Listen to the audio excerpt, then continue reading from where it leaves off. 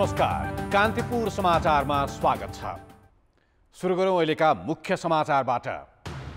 दुई देशका पेचिला मुद्दा पन्छाउने भारतको पुरानै रणनीति, सीमा विवाद सुल्झाउन र इपिजी प्रतिवेदन बुझ्न नेपालको प्रस्तावमा मौन।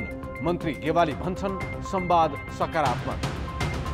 प्रतिनिधि सभा विघटन सम्बन्धी मन्त्री परिषदको निर्णयमा संविधानका धारा उल्लेख गर्नु नपर्ने प्रधानमन्त्री ओलीको जिकिर। वकिलले नै संविधान नबुझेको टिप्पणी। प्रतिनिधि सभा पुनर्स्थापनाको पक्षमा उभिन कांग्रेस नेतृत्वमाथि पार्टी भित्रै दबाव। पौडेल भन्छन् चुनावका लागि हतार गर्न आवश्यक छैन।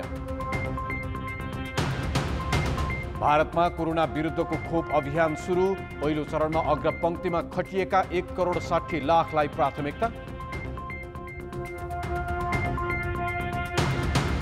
र प्रधानमन्त्री कप 1 दिवसीय क्रिकेटमा एपीएफ क्लबको विजयी सुरुवात। प्रदेश 135 रनको फराकिलो अन्तरले पराजित।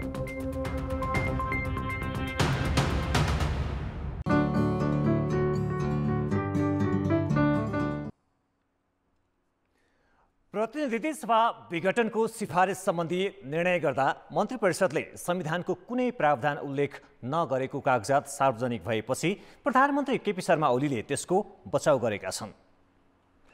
प्रतिनिधि सभा विघटन सम्बन्धी पुस 5 को मन्त्री परिषदको निर्णयमा संविधानको धारा उल्लेख नगरिएको बाहिरिएपछि प्रधानमन्त्रीको यो अभिव्यक्ति आएको हो। उनले आज नेकपाको आफूपक्षीय कार्यकर्ता भेलामा विघटनको निर्णय गर्दा मन्त्री परिषदले संविधानको धारा उल्लेख गर्न आवश्यक नहुने बताए। साथै विघटनको लागि राष्ट्रपतिलाई आफूले सिफारिस पत्र पठाउँदा भने संविधानको धारा उल्लेख गरेको प्रश्न पारे। प्रतिनिधि सभा विघटन गरेर नयाँ निर्वाचनमा जाँदा त्यसको निर्णय गर्दा धारा खुलाएर गर्नुपर्छ भन्ने कुन संविधानमा कुन कानुनमा छ? त्यति त कमसेकम बहस गर्न जाने, सर्वोच्च अदालतसम्म बहस गर्न जानेहरूलाई थाहा हुनुपर्छ नि। त्यो निर्णय सिफारिस गर्दा प्रधानमन्त्रीले गर्ने हो, वकिलहरूलाई यति थाहा हुनुपर्छ नि। त्यो प्रधानमन्त्रीले सिफारिस गर्ने हो। प्रधानमन्त्रीले सिफारिस गर्दा संविधानको धारा 76 को 1 उपधारा 1, धारा 76 को उपधारा 7 र संविधानको धारा 85 तथा हाम्रो आफ्नै देश र अन्य हाम्रै जस्तो संसदीय प्रणाली भएका देशहरूमा भएका अभ्यासहरूलाई समेत ध्यानमा राखी विघटनको यो सिफारिस गरेको छु भनेर मैले सिफारिस गरेको छु। त्यही कुरा कोट गरेर, त्यही कुरा उल्लेख गरेर राष्ट्रपतिबाट विघटन भएको छ। राष्ट्रपतिको विघटन नै सन्देहास्पद कठै गरे। उनले आफूलाई जोकरका रूपमा प्रस्तुत गरेकोमा नेकपाको दाहाल खेमाका नेतामाथि व्यङ्ग्य प्रहार गरे। जनतालाई सधैँ रुवाउने बानी परेकालाई आफूले हँसाउँदा किन पिर परेको? कसैको खेत खोसिया छ, कसैको घर खोसिया छ, कसैको पैसा खोसिया छ। रुवाउने पनि तरिका एउटा मात्रै हो र। मारेर पनि रुवाएको छ, कुटेर पनि रुवाएको छ, लुटेर पनि रुवाएको छ। अनि मैले हँसाएँ भनेर पिर परेको छ।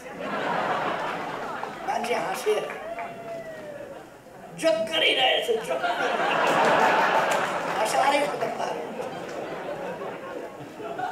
नेपाली जनता हाँसेकोमा किन पिर परे होला? भेलामा नेकपाका स्थायी समिति सदस्य सुभाष नेमाङले प्रतिनिधि सभा विघटन उचित अनुचित अदालतले निर्णय गर्ने, तर चुनाव भने वैशाखमै हुने दाबी गरे। उनले प्रधानमन्त्रीलाई प्रतिनिधि सभा विघटन गर्ने अधिकार नरहेको भनी 1 वर्ष अघि भन्दा र अहिलेको परिस्थिति फरक रहेको जिकिर गरे।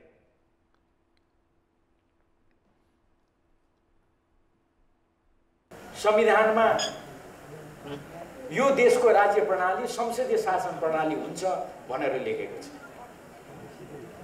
म धेरै धारा उपधारामा जान चाहन्न, प्रष्टै छ। त्यो संसदीय प्रणाली भनेको के हो? प्रधानमन्त्रीज्यूको लिखित जवाफमा पनि त्यो व्याख्या गरिएको छ। उहाँले भन्दा पनि हामीलाई त्यही भन्नुहुन्थ्यो। उहाँले भन्नुभएको छ संसदीय शासन प्रणाली भनेको प्रधानमन्त्रीको आफ्नो एक प्रकारको विशेषाधिकार पनि हुन्छ। त्यसलाई संविधानले कहीँ पनि निषेध गरेको छैन। यो अवस्थामा 2/3 बहुमत भन्ने 2/3 बहुमतले काम गरेन भनेर आरोप लगाउने तर मलाई भने सिङ्गो बाँध्न नदिने यो अवस्थामा मैले कहाँ जाने मलाई देखाइदिनु पर्यो प्रधानमन्त्रीजीको यो प्रश्न छ। नेम्बाङ संविधान बनाउने संविधान सभाका अध्यक्ष समेत हुन्। त्यसैले प्रतिनिधि सभा विघटन सम्बन्धमा उनले के भन्छन् भन्ने बारे धेरैको चासो थियो। उनले विघटनको 1 महिनापछि यस सम्बन्धमा सार्वजनिक अभिव्यक्ति दिएका हुन्। उनले अदालतमा विचाराधीन विषय भए पनि एउटा पक्ष भएकाले प्रधानमन्त्रीले प्रतिनिधि सभा पुनर्स्थापना हुन सक्दैन भनेर अभिव्यक्ति दिन पाउने तर्क समेत व्यक्त गरे। प्रतिनिधि सभा विघटन गर्ने मन्त्री परिषदको निर्णय र प्रधानमन्त्रीले राष्ट्रपति समक्ष गरेको सिफारिस सम्बन्धी फरक बेहोराका कागजात सार्वजनिक भएपछि यी कसरी तयार भए र आधिकारिकता के हो भन्ने प्रश्न उठेको छ। यति मात्र होइन, इजलास नै अचम्भित हुने गरी अदालतमा नक्कल मात्र बाँकी राखेर सकल कागजात कसरी गायब पारिए भन्ने चासोको विषय बनेको छ।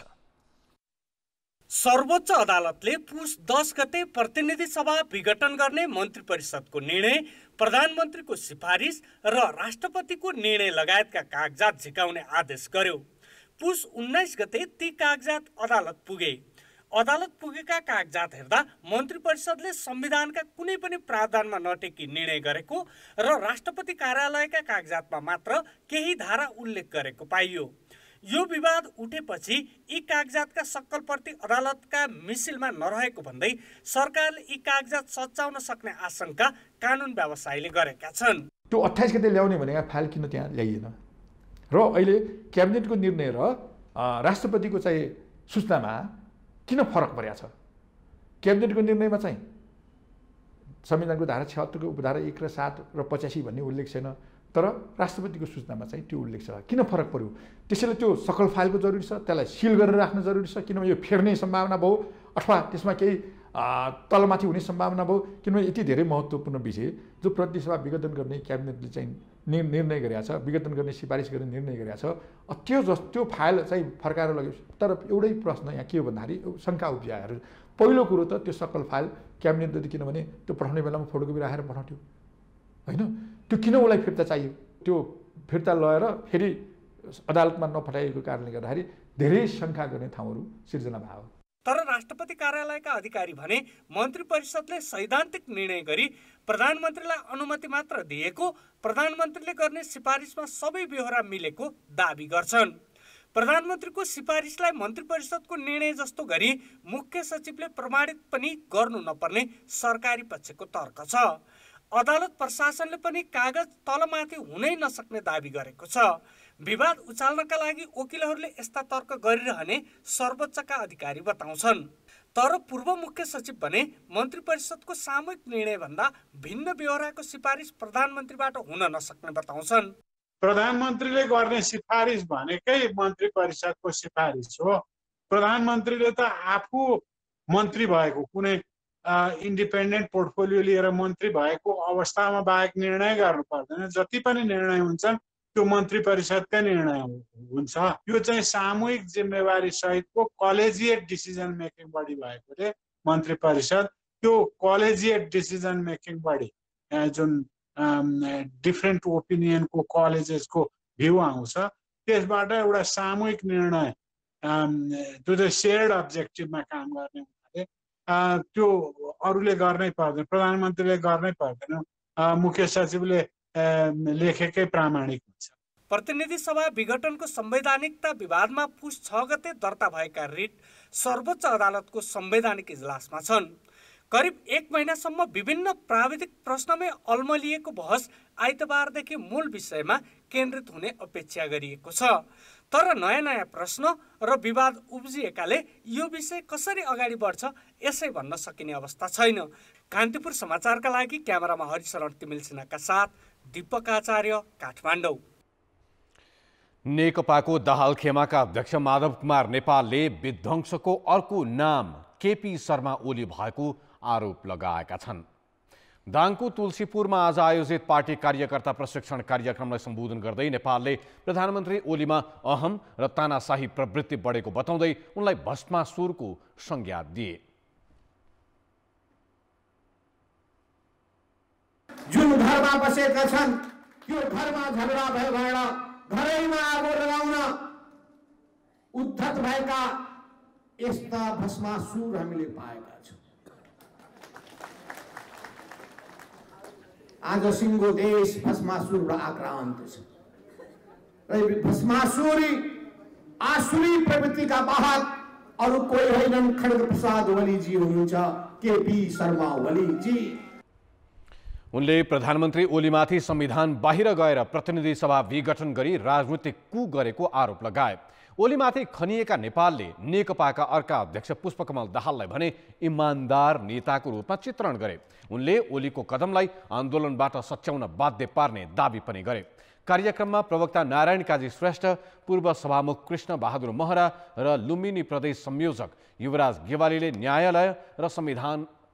न्यायालय र निर्वाचन आयोगमाथि भरोसा रहेको बताएका थिए। नेपाली कांग्रेसले प्रतिनिधि सभा विघटनको विरोधमा आज 753 वटै स्थानीय तहमा प्रदर्शन गरेको छ। कांग्रेसका नेताहरूले विघटनलाई सदर गर्न प्रधानमन्त्रीले सर्वोच्च अदालतलाई दबाब दिएको आरोप लगाएका छन्। चितवनको भरतपुरमा आज आयोजित विरोध सभामा बोल्दै वरिष्ठ नेता रामचन्द्र पौडेलले अदालतबाट आफूले चाहे अनुसारको फैसला गराउने योजना अन्तर्गत नै प्रधानमन्त्रीले प्रतिनिधि सभा विघटन गरेको आरोप लगाए। उनले संविधानमा हुँदै नभएको व्यवस्था विपरीत प्रतिनिधि सभा विघटन गरिएकाले पुनर्स्थापना गर्नुपर्नेमा जोड दिए। उनले अहिले निर्वाचनमा जान पार्टीले हतारिन नहुने पनि बताए। मनाउँछौँ भनेर एउटा ओभर कन्फिडेन्स भनौँ कि यो दुस्साहसिकता, अदालतलाई पनि चाहिँ तह लगाउने चाहिँ यो धृष्टता, त्यो धृष्टता गरेर चाहिँ यो विघटन गरिएको छ। यसो भएको हुनाले हाम्रो काङ्ग्रेसको सभापति तालुमा हाल्नु पर्यो, फेरि पनि यहाँ फेरि प्रधानमन्त्री हुनु बेर छैन। किन हामी चाहिँ अहिले चुनावमा हतारिएर चुनाव बन्ने हो? किन बन्ने हो चुनाव? किन बन्ने हो अदालत? केपी ओलीले अदालतलाई धम्क्याउने? कांग्रेसका अन्य नेताले पनि संविधान विरोधी र अलोकतान्त्रिक कदम भएकाले प्रतिनिधि सभा पुनर्स्थापना गर्नुपर्नेमा जोड दिएका छन्। काठमाडौँको बसन्तपुरमा आयोजित विरोध सभामा नेता प्रकाशमान सिंहले लोकतन्त्र र संविधानको रक्षाका लागि सर्वोच्च अदालतले प्रतिनिधि सभा पुनर्स्थापना गर्नेमा आफू आशावादी रहेको बताए। अर्का नेता शेखर कोइरालाले विराटनगर पुगेर संविधान विपरीत र अलोकतान्त्रिक कदम भनेर पार्टीले निर्णय गरिसकेको अवस्थामा पुनर्स्थापनाको पक्षमा आवाज उठाउन हिचकिचाउन नहुने बताए। नेपालगञ्जमा आयोजित विरोध सभामा नेता मिनेन्द्र रिजालले संविधान कुल्चेर घोषणा गरेको चुनावमा जान हतार नगर्न नेतृत्वलाई आग्रह गरे। पार्टी प्रवक्ता विश्वप्रकाश शर्माले मध्यपुर ठिमीमा गरिएको विरोध सभामा प्रधानमन्त्रीमाथि विघटनलाई सदर गर्न अदालतलाई दबाब दिएको आरोप लगाए। यो लोकतन्त्रको विरोधमा छ, यो गणतन्त्रको विरोधमा छ। न्याय चाहिँ सही रूपमा चाहिँ आउँछ र संविधानमा चाहिँ नभएको कुरालाई भएको छैन, यो छैन भनेर भन्छ भन्ने कुरा, त्यसमा चाहिँ मलाई चाहिँ विश्वास छ। असंवैधानिक कदम भन्ने, अलोकतान्त्रिक कदम भन्ने, अराजनीतिक कदम भन्ने, बदनियतपूर्ण तपाईँहरूले गरेको छ भन्ने, तर पुनर्स्थापन गर भनेर नभन्ने हो भने केही पनि अर्थ राख्दैन। त्यसको कांग्रेसका साथीहरू पनि चुनावमा जाने हतारो छ भने एकछिन सम्झिनुहोस्, यो चुनावको यो संविधानको पाङ्ग्रा भत्क्यो भने भोलि त्यसले हामीलाई पनि बिगार गर्छ। प्रधानमन्त्रीले बोल्नुपर्ने जिम्मेवार अभिव्यक्ति यो होइन। म सोध्दिनुहुन्छ, प्रतिनिधि सभा पुनर्स्थापना हुन्छ भनेर कसले भन्नुहुन्छ? प्रधानमन्त्रीजीको काम यसरी सार्वजनिक रूपमा जुवारी खेल्ने होइन।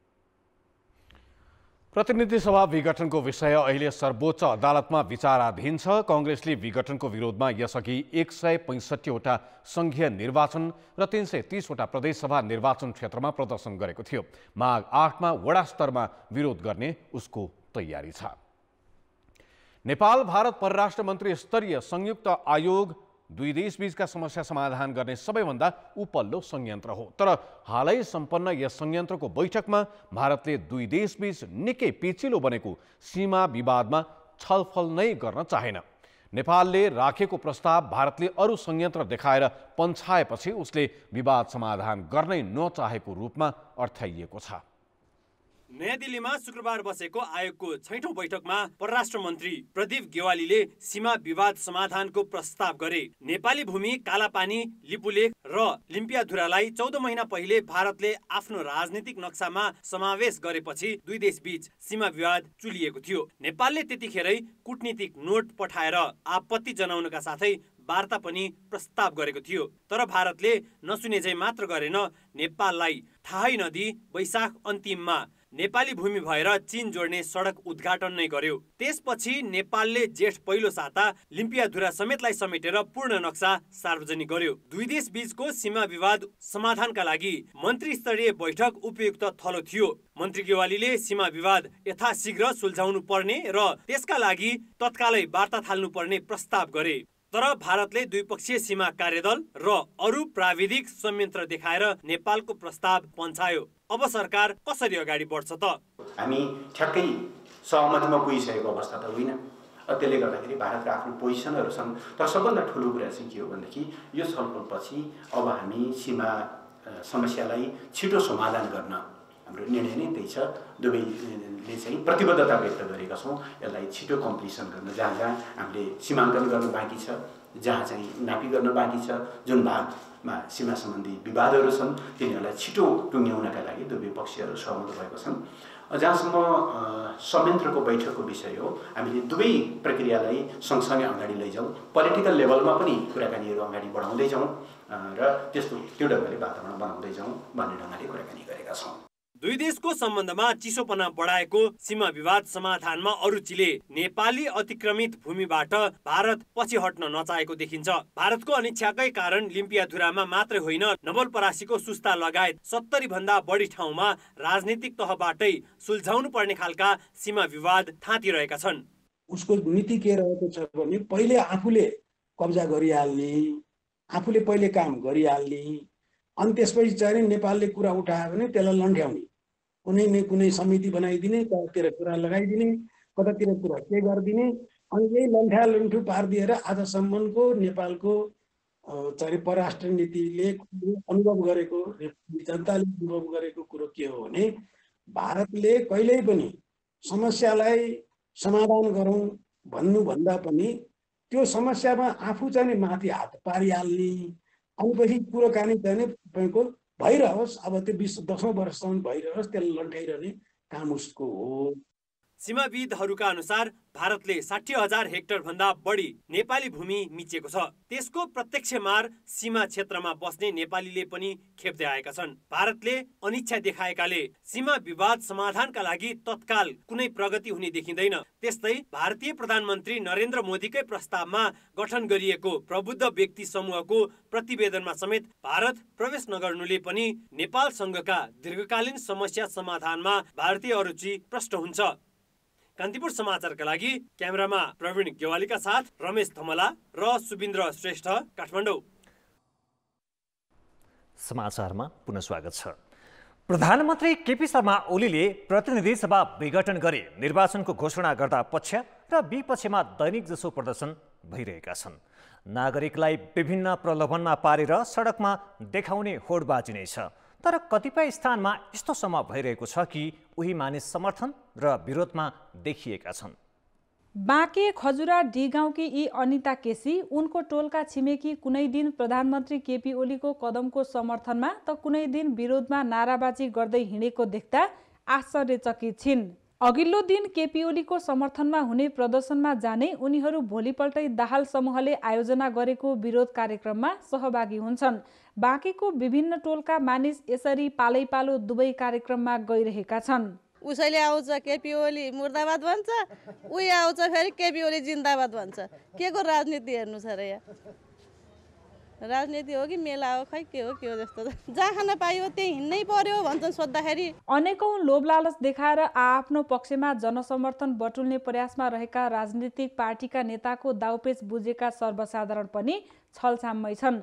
केही स्थानीयले यसलाई जस्तालाई त्यस्तैको संज्ञा पनि दिन्छन्। एकता भए तिनीहरू पनि अब अहिले फेरि चाहिँ कोही यता भन्छन् कोही उता भन्छन्, हामी जो लाग्यौँ उही कायम हुन्छ क्या हाम्रो।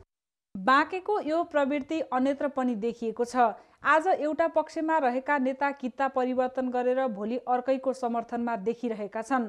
उनीहरूले आफ्नै स्वार्थमा मतदातालाई पनि प्रयोग गरिरहेको पाइन्छ। सिद्धान्तहीन र पदीय स्वार्थको लडाईँमा लागेका नेताहरूकै चरित्रको अनुसरण गर्दा नागरिक पनि आफ्नो जिम्मेवारीलाई बिर्सेको देखिन्छ। समर्थन र विरोधमा जानु नागरिक स्वतन्त्रताको कुरा हो, तर त्यसरी जाँदै गर्दा सचेत समर्थक र मतदाताको रूपमा आफूलाई राख्न जरुरी पो छ कि? कान्तिपुर समाचारका लागि सविता जीसी, नेपालगञ्ज, बाँके। सशस्त्र द्वन्द्व अन्त्य भई शान्ति स्थापना भएको 14 वर्ष भयो। द्वन्द्व पीडितले भने अझै न्याय पाउन सकेका छैनन्।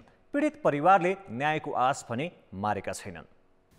काठमाडौँ बसन्तपुरमा शनिबार करिब 2 दर्जनले प्रदर्शन गरे, जहाँ 2 बालबालिका पनि थिए। उनीहरूको छातीमा टाँसिएको थियो, हामीलाई न्याय चाहियो। यी 2 बालबालिका तत्कालीन विद्रोही माओवादीले 2058 माघ 3 मा हत्या गरेका शिक्षक मुक्तिनाथ अधिकारीका नाति नातिना हुन्। हजुरबुवाको हत्या हुँदा यिनीहरू जन्मिएकै थिएनन्। यिनीहरूले हजुरबुवालाई तस्बिरमा मात्र देख्न पाए। पिताको हत्या भएको 19 वर्ष पुरा हुँदा पनि न्याय पाउन नसकेपछि सुमन अधिकारीले शनिबार छोराछोरी र आफन्त सहित बसन्तपुरमा प्रदर्शन गरेका हुन्। अब देशको नागरिक पनि हो कि होइन भन्ने चाहिँ हामीले त्यो ढङ्गले हामीलाई अनुभूति भइरहेको छ। भनेपछि उहाँले चाहिँ अब लोकतन्त्र कुरा गर्नुहुन्छ, मानवीय कुरा गर्नुहुन्छ, तर चाहिँ अब 19 वर्ष भइसक्यो, हजारौँ नागरिक मारिएको, 20-25 वर्ष भइसक्यो द्वन्द्वको नाममा, जसलाई द्वन्द्वमा केही पनि चासै सरकारै थिएन। भनेपछि उनीहरूको सत्यको न्यायको परिपूरणको अधिकारको बारेमा राज्य जहिले पनि उसलाई प्रयोग मात्रै गरेको छ। त्यसलाई न्याय दिनुपर्छ राज्य कहिले पनि जिम्मेवार र संवेदनशील भएको छैन। सुमनका पिता मुक्तिनाथ लमजुङको पाणिनी संस्कृत माविका प्रधानाध्यापक थिए। पढाइरहेकै बेला माओवादीले सुराकी गरेको आरोपमा अपहरण गरी नजिकैको रुखमा झुन्ड्याएर निर्ममतापूर्वक हत्या गरेका थिए। सशस्त्र द्वन्द्वका क्रममा करिब 17,000 को ज्यान गयो। त्यसमा मुक्तिनाथ जस्ता धेरै निर्दोष पनि परे। तर पीडितलाई न्याय दिने प्रक्रियामा जालझेल मात्र भइरहेको छ। राज्यले यो न्यायिक प्रक्रियालाई यत्तिकै अवरुद्ध गरेर यसलाई डेडलक भनौँ रोकेर राखेर अथवा आलटाल गरेर सम्भव छ कि भन्ने गम्भीर प्रयास गरिरहेको छ र त्यो दुर्भाग्यपूर्ण छ र राज्यले यो न्यायिक प्रक्रिया रोक्न सक्दैन। यसका इन्टरनेसनल जुरिडिक्सन अन्तर्राष्ट्रिय क्षेत्राधिकार छ, त्यहाँ पुग्न नपरोस् भन्ने हामी सबै मानवाधिकारवादीको पनि आग्रह हो, तर परिस्थिति त्यतै जाँदैछ। द्वन्द्वकालीन ज्यादतीको छानबिन गर्न बनाइएको सत्य निरूपण आयोगमा 60,000 र बेपत्ता आयोगमा 3,000 भन्दा बढी उजुरी परे पनि तीमाथि कुनै निर्णय भएको छैन। ज्यादतीको घाउ बोकेर पीडितहरूले यसरी कहिलेसम्म न्यायको लागि भिख मागिरहनु पर्ने हो के? यो दृश्य देख्दा कसैलाई पोल्दैन? कान्तिपुर समाचारका लागि क्यामेरामा सञ्जय लुइटेलका साथ पर्वतराज घिमिरे, काठमाडौँ। कोरोना भाइरसका नयाँ संक्रमित घटेपछि जोखिम कम भएको रूपमा बुझ्न थालिएको छ, तर जतिमा संक्रमण देखिएको छ तिनको अवस्था हेर्ने हो भने जोखिम घटेको होइन झन बढेको देखाउँछ। काठमाडौँको टेकु स्थित शुक्रराज ट्रपिकल तथा सरुवा रोग अस्पतालमा अहिले कोरोना संक्रमणका 19 बिरामी छन्। तीमध्ये 11 जनाको आइसियु र 4 जनाको भेन्टिलेटरमा उपचार भइरहेको छ, जबकि यहाँ 20 आइसियु र 7 भेन्टिलेटर शय्या छन्। सामान्य बिरामी भने अस्पताल आउनै छाडेका छन्। जटिल खालका भने अहिले पनि दैनिक 3-4 जनासम्म बिरामी भर्ना भइरहेका छन्। रोगले च्यापेपछि मात्र बिरामी अस्पताल पुग्ने गरेका छन्। यस अस्पतालमा 1 महिनामा 6 संक्रमितले ज्यान गुमाएका छन्। पछिल्लो समयमा यो अस्पतालमा आउने बिरामीहरूको संख्या केही कमी भए तापनि खास गरेर गम्भीर प्रकारका बिरामीहरू चाहिँ आइराख्नु भएको छ र गम्भीर प्रकारका बिरामीहरू उपचार पनि नगरिकन उहाँहरू चाहिँ डाक्टरसँग कन्सल्टेसन नगरिकन PCR परीक्षा नगरी पनि घरमा बसिराख्नु भएको अवस्था छ। उहाँहरू सास फेर्न गाह्रो भएको अवस्थामा मात्रै, एकदम क्रिटिकल अवस्था मात्रै अस्पतालमा ल्याएको अवस्था छ। त्रिवी शिक्षण अस्पतालमा पनि कोभिडका जटिल खालका बिरामी आउने क्रम रोकिएको छैन। कोभिडका सामान्य बिरामीका लागि छुट्याएका शय्या खाली जस्तै रहे पनि आइसियुमा राखेर उपचार गराउनु पर्ने जटिल खालका बिरामी दिनौं जसो नै थपिरहेका छन्। ढिलो अस्पताल आउने र ज्यान गुमाउनेहरूमा दीर्घरोगी मात्र छैनन्, कुनै रोग नभएका र युवा उमेरका समेत छन्। 148% डेथ, त्यसमा धेरै जसो यङ पेसेन्टहरू पनि छ हैन। वृद्धा र अरू रोग भएका बिरामीहरू त छँदैछ, तर त्यसमा केही पर्सेन्ट 15 देखि 20% चाहे यङ मान्छेहरू जुन कि 20 वर्षदेखि लिएर 80 वर्षसम्मको मान्छेहरूको डेथ भएको छ हैन। त्यही भएर त्यस्तो केही होइन जसलाई कुनै समस्या नभएको मान्छेहरू कोभिडको निमोनिया भएर पनि डेथ भएको छ। परीक्षण घटाएकाले अहिले दैनिक थपिने संक्रमितको संख्या 400 हाराहारीमा झरेको छ। परीक्षण गरिएका नमुनाको आधारमा हेर्दा संक्रमण दर अहिले पनि 10% कै हाराहारी छ। यस्तै आइसियुमा 169 र भेन्टिलेटरमा 38 जना उपचाररत छन्। यो संख्याले पनि जोखिमलाई व्यवस्था गर्नु हतारो हुने चिकित्सकहरूको भनाइ छ। अझै पनि कोरोना चाहिँ सिद्धिसकेको अवस्था छैन, संक्रमितहरू छन्, चिकित्सा संक्रमितहरू भइरहेका छन् र अहिलेको अवस्थामै हामी कोरोना सक्यो भनेर उत्सव मनाउनुपर्ने बेला भइसकेको छैन। जहिलेसम्म हामी कोरोनाको खोप लगाइँदैनौँ तहिलेसम्म हामी सुरक्षित हुँदैन र यो नयाँ जुन समय छ, यो नयाँ समयमा चाहिँ मापदण्ड पालना गर्न चाहिँ सम्पूर्ण आम नागरिकको जिम्मेवारी हुन्छ। पुस महिनामा मात्र कोरोना भाइरस संक्रमणका कारण 207 जनाले ज्यान गुमाएको सरकारी तथ्याङ्क छ। दैनिक भइरहेका भेला, सभा तथा सार्वजनिक स्थल खुला गर्ने क्रमले संक्रमण फेरि व्यापक भएर लकडाउनमा फर्कनुपर्ने अवस्था पनि आउन सक्ने चेतावनी विज्ञहरूको छ। यसैले नयाँ संक्रमणको संख्या कम देखिएकै आधारमा जोखिम घटेको रूपमा बुझ्नु हतारो हुनेछ। कान्तिपुर समाचारका लागि कृपाल गौतम, काठमाडौँ।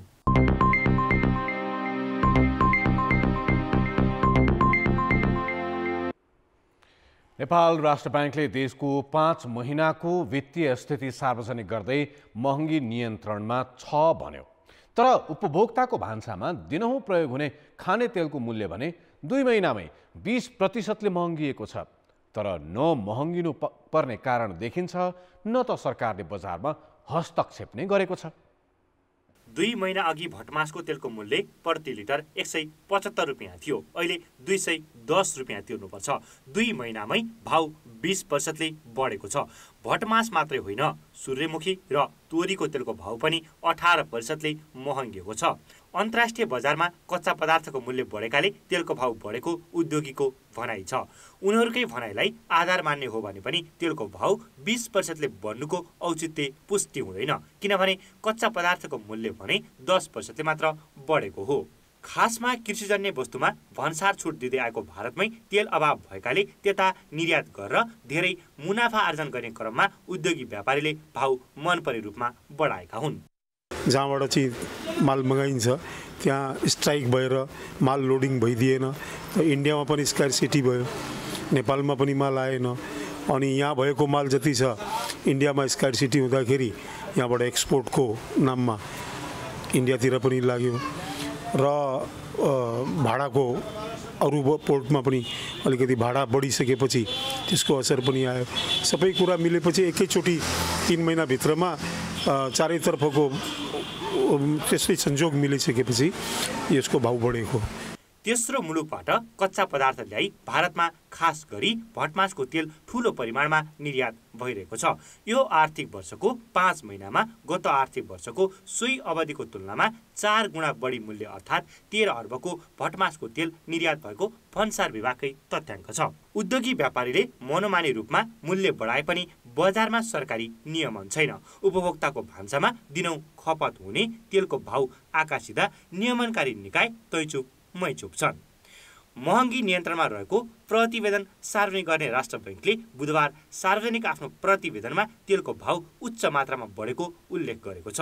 राष्ट्र बैङ्कका अनुसार तेलको भाउ मङ्सिरसम्म 13%ले बढेको हो। उसले पुसको बजार भाउ अध्ययन गरेकै छैन।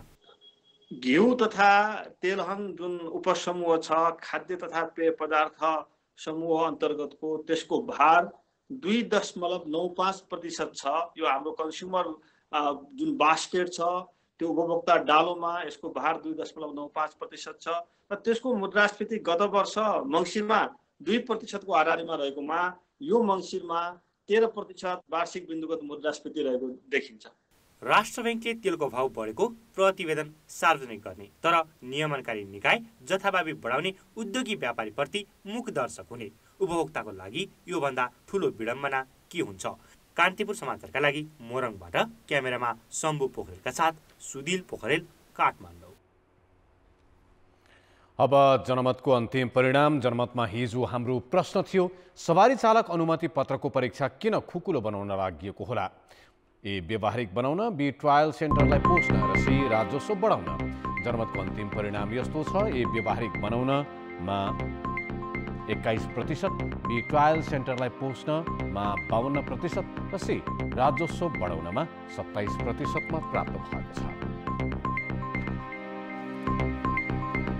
अब आजको प्रश्न। जनमत। खाने तेलको मूल्य किन आकाशिएको होला? ए व्यापारीको मनोमानी, बी नियमन अभाव र सी कच्चा पदार्थ नै महँगो। जनमतको अन्तिम परिणाम भोलि साँझ 8 बजेको कान्तिपुर समाचारमा प्रसारण गर्नेछौँ। कृपया NEWS न्युज स्पेस AB वा सी टाइप गरी 34001 मा SMS गरी आफ्नो मत व्यक्त गर्नुहोला।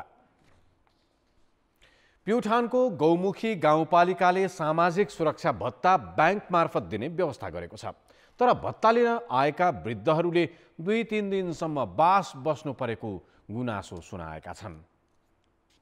सडक छेउमा लहरी बसेका वृद्धहरू झट्ट हेर्दा कुनै धार्मिक कार्यक्रममा उपस्थित भए जस्तै देखिन्छन्। प्रवचन सुन्न बसेका जस्ता देखिने उनीहरूको पीडा भने अर्कै छ।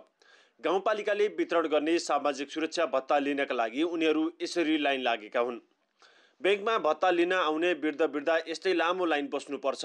ब्याङ्कले कहिले इन्टरनेट समस्या देखाउँछ त कहिले अरू नै समस्या। अनि यहाँ आएर खोइ ब्याङ्कमा आएर हामीले चाहिँ छिटो चाहिँ लएर जाम्ला भनेर आइयो। आज 2 दिनसम्म हामी यहीँ बसेर होटलमा खाँदा हाम्रो पैसा यहीँ सकिनु भयो। हामीले लगेर जाने के हो?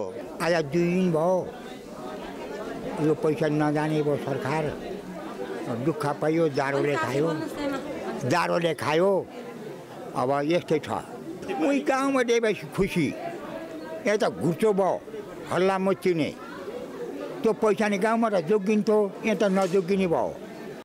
गौमुखी गाउँपालिकाले गएको साउन महिनादेखि कार्तिक महिनासम्मको सामाजिक सुरक्षा भत्ता वितरण गर्न थालेको छ। पहिला घर दैलोमै पुगेर दिइने भत्ता सहजताको लागि बैङ्क मार्फत वितरण सुरु गरिएको हो। तर यसबाट वृद्धलाई झनै समस्या भएको छ। जुन हाम्रो जनप्रतिनिधिहरू हुनुहुन्छ उहाँबाट एक किसिमको कोअर्डिनेट चाहिँ गाउँमा गइदिनु पर्ने हो। किनकि तपाईँहरू आलो पालो गरेर जानुहोस्, एउटा वडाको एक दिन जानुहोस्, अर्को वडाको एक दिन जानुहोस्, तपाईँको खातामा पैसा आइसकेको छ, यो भोलि पर्सि लिँदा पनि तपाईँले पाउनुहुन्छ, तपाईँको आखिर ब्याजै आउने हो। त्यो किसिमले एउटा कोअर्डिनेट भइदिए सहज हुन्थ्यो। सेवाग्राहीले ब्याङ्कमा खाता खोल्न ढिला गरेको कारण सामाजिक सुरक्षा भत्ता वितरणमा पनि ढिला भएको गाउँपालिकाको भनाइ छ। अहिले पनि केहीले ब्याङ्कमा खाता नखोलेका कारण सामाजिक सुरक्षा भत्ता पाउनबाट वञ्चित भएका छन्। वृद्धले समस्या झेल्नुको कारण ब्याङ्कको कमजोरी रहेको जनप्रतिनिधिको भनाइ छ। गाउँपालिकाबाट पैसा बैङ्कमा पठाइसकेपछि हाम्रो दायित्व पुरा भयो भन्ने जस्तो फिल चाहिँ हामीलाई त्यस्तो हुनु गयो। तर अहिले हामीले बोध के गरेका छौँ भने धेरै मान्छेले दुःख पाएको, धेरै मान्छेले यो माघ मसान्तभित्रै पैसा के अरे निकाल्न सकेन भने त त्यो पैसा फेरि फिर्ता जान्छ अरे भन्ने खालको चाहिँ गलत भरम पनि रहेको कारणले गर्दाखेरि बैङ्कमा अलिक भिडभाड बढी भएको र बैङ्कमा पनि आवश्यक जनशक्ति अलि यतिखेरको समयमा अलिकति अपुग जस्तो चाहिँ पनि बताइरहनु भएको छ। सामाजिक सुरक्षा भत्तामा हुँदै आएको अनियमितता रोक्न ब्याङ्किङ प्रणाली अवलम्बन गरिएको थियो। तर यसलाई प्रभावकारी नबनाउँदा ज्येष्ठ नागरिकले शास्ति खेपिरहेका छन्। कतिपय स्थानमा त भत्ताको रकम लिन ब्याङ्क धाउँदै पाउने पैसा भन्दा बढी खर्च हुन्छ। कान्तिपुर समाचारका लागि शमशेर विक्रमजीसी, ठुलाबेसी, प्युठान। अब जनताको आवाज हामीले सल्यानमा सोधेका छौँ। स्थानीय तहका जनप्रतिनिधिले अति आवश्यक योजना छान्न किन नसकेका होलान्? जनताको आवाज। आफ्नो पार्टी, आफ्नो मेलने, आफ्नो छोरा नाति, आफ्ना नातेदारहरू उनीहरू छन् भनेपछि उनीहरूले त्यो कामहरू त्यो ठाउँमा दिने, छैनन् भनेपछि त्यो ठाउँमा त्यो कामलाई नै अलपत्र बनाइदिने। त्यस्तो कारणले गर्दाखेरि पनि तिनीहरूले अहिलेका जुन यिनी योजनाका कामहरू हुन् अलपत्र छन्। कसरी गइजाने भन्ने उनीहरूले चाहिँ अरूलाई गर्दैनन्। आफ्नै पार्टी प्रतिनिधिहरूलाई चाहिँ बनाएर गुम्साएर चाहिँ तिनीहरूले छनौट गर्न सकेका छैनन्। नयाँ प्रतिनिधिहरू हुनुहुन्छ होइन, उहाँहरूलाई धेरै ज्ञान पनि नहुन सक्छ। अरू बोतलाई नचारेलाई जस्तो आफ्नो मान्छे छ त्यसलाई राखेका छन्। हामीले दिए योजना त्यो योजना छानेका छन्। प्लानिङ भए पनि अब यो सबै ठाउँमा चाहिँ अब स्रोत र साधन चाहिँ पर्याप्त मात्रामा नभएर पनि त्यहाँ चाहिँ अब योजना बन्न चाहिँ सकिरहेको छैन। पहिलोपटक सुनेर आएको कारणले गर्दाखेरि अब अलिकति चाहिँ विज्ञको कमी भएको कारणले गर्दाखेरि ज्ञानको कमीले नै आफ्नो योजना छान्न नसकेका होलान्। आवश्यक के हो त्यो कुरालाई बुझ्न नसकेर पनि एउटा अहिले जुन जनताको चाहना, जनताको इच्छा अनुसारको एउटा विकास हुन सकेको छैन। अलिकति पैसा अलिकति बच्च कताबाट भन्ने हो, त्यस्तो नियतले गर्दाखेरि पनि अब त्यो निर्दिशा नहेर्ने। जनताप्रति यिनी उत्तरदायी नभएरै हुन सक्छ जस्तो मलाई लाग्छ।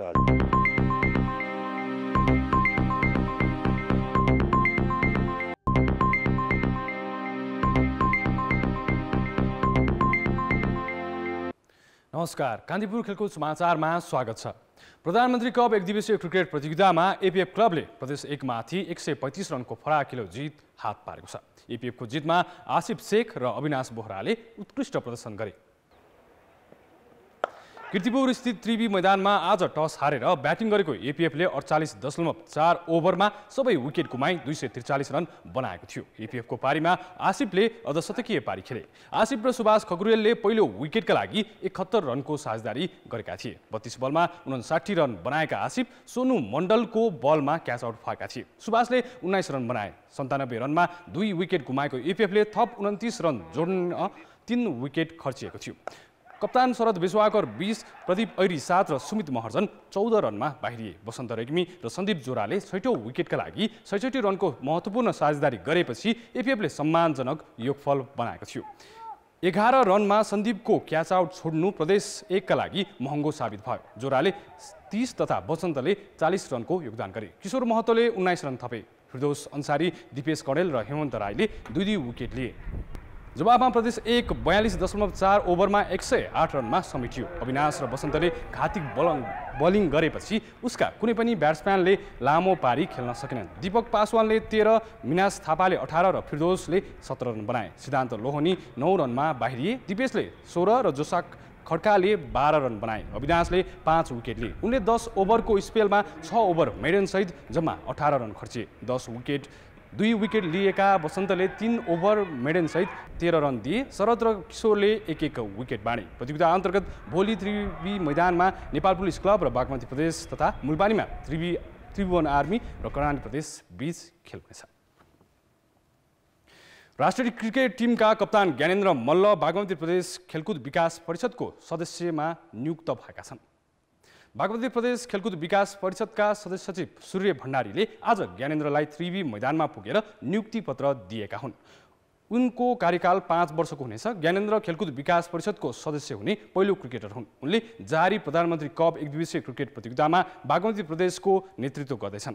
पूर्व कप्तान पारस खड्काले पनि यही प्रदेशबाट प्रधानमन्त्री कप खेल्दैछन्। बागमती प्रदेशले आफ्नो टिमका खेलाडीलाई दैनिक रूपमा म्याच फी दिने घोषणा गरेको छ। यस्तै शतक प्रहार गर्ने खेलाडीले 10,000 तथा अर्धशतक प्रहार गर्ने र 5 विकेट लिनेले 5-5 हजार रुपियाँ पाउनेछन्। 3 विकेट लिनेलाई 3,000 पुरस्कार दिने बागमती प्रदेशले जनाएको छ। जिल्ला खेलकुद विकास समिति कञ्चनपुरले व्यवसायीलाई भाडामा दिएको जमिन मैदान बनाउनका लागि भन्दै फिर्ता लिएको छ। माछा पालनका लागि भाडामा दिने सम्झौता तोडेर जमिन फिर्ता गरिए पनि पुरानै अवस्थामा छैन। त्यहाँ बनाइएका पोखरी नसमाई भाडावालाले जमिन छाडेका छन्। अहिले जिल्ला खेलकुद विकास समिति र क्रिकेट सङ्घ बीच जमिन कसले समाउने भन्ने विवाद छ। कञ्चनपुरको कबडहल स्थित खेलकुद विकास समितिले भाडामा दिएको करिब 7 बिघा जमिनको सम्झौता रद्द गरेको वर्ष दिन बितिसकेको छ। माछा पाल्न 10 वर्षका लागि भाडामा दिएको जमिन समितिले खेल मैदानका लागि आवश्यक परेको भन्दै 5 वर्ष अघि नै फिर्ता लियो। सुरुमा जमिन खाली गर्न आलटाल गरेका भाडावालाले पोखरी नपुरिकनै छाडेका छन्। पोखरी कसले पुर्ने भन्ने अन्यल रहेको खेलकुदका कर्मचारीको भनाइ छ। जुन स्थितिमा जिल्ला खेलकुद विकास समितिसँग उसले जमिन लिएको थियो त्यो स्थितिमा उसले पुर्याउनु पर्ने उसको दायित्व हो। तर अहिले आएर चाहिँ जिल्ला खेलकुद विकास समिति नभएको अवस्थामा हैन लिजबाट उसलाई चाहिँ लिजबाट बाहिर गरियो र बाहिर गरिएको खण्डमा तर वास्तविक के हुने भन्ने कुरा चाहिँ यो लगाउनु पर्ने टुङ्गो लगाउनु पर्ने जिल्ला खेलकुद विकास समितिले नै हो।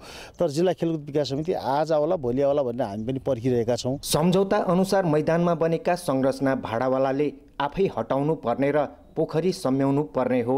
तर सम्झौता अवधि पूरा नभई बिचैमा छाड्नु परेका कारण पोखरी पूर्ण भाडावालाले मानेका छैनन्, जसका कारण अन्तर्राष्ट्रिय स्तरको क्रिकेट मैदान बनाउने गुरु योजनाको काममा समेत बाधा पुगेको छ। पटक पटक यो खाल्डो भर्नको लागि कुरा गर्दा जिल्ला खेलकुद विकास समितिले आनाकानी गरिरहेको छ र क्रिकेटको लागि आएको बजेटलाई अब यो खाल्डोमा पूर्ण हामी कञ्चन क्रिकेट सङ्घले सक्दैन। खाल्डा भरान गर्नमा लाखौँ रुपियाँ लाग्दैछ। त्यो पैसा कहाँबाट आउने हो?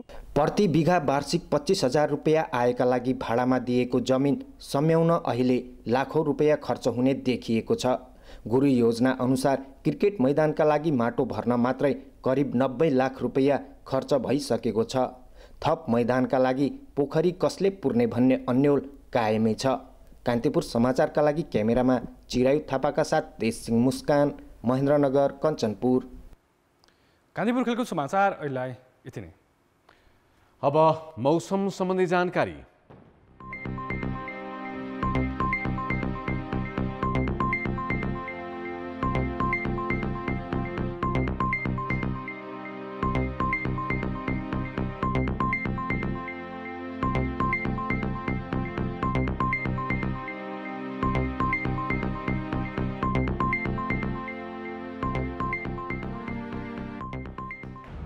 कान्तिपुर समाचार अहिलेलाई सकियो। हाम्रो अर्को समाचार बुलेटिन भरे राति 10:30 बजे अङ्ग्रेजी भाषामा र 11 बजे नेपाली भाषामा हुनेछ। कान्तिपुर टेलिभिजन हेर्दै गर्नुहोला। नमस्ते।